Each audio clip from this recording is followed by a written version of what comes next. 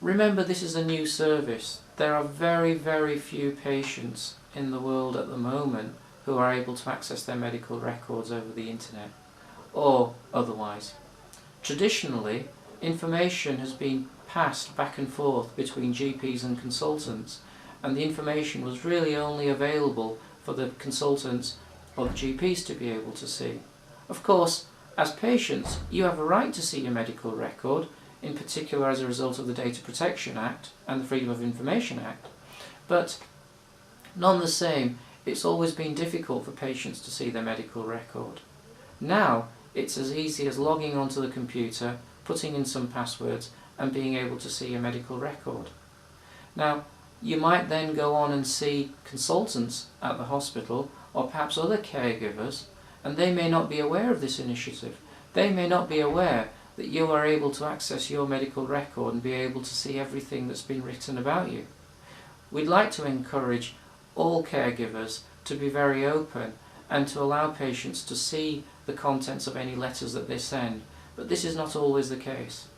And it might be that when you inform the consultant that you've seen your medical record, they might get upset about it because they're not aware of this initiative.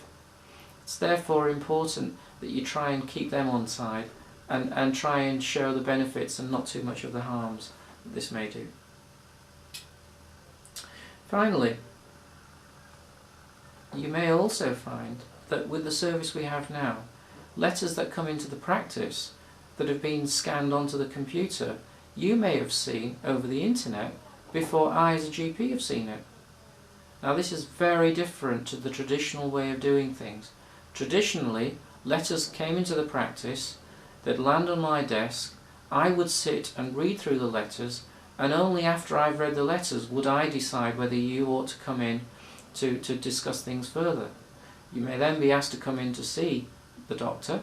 You'd be waiting in the waiting room, oblivious of what the information is that's been recorded about you, and only when you came in to see the doctor would I then be able to tell you what the contents of the letter is.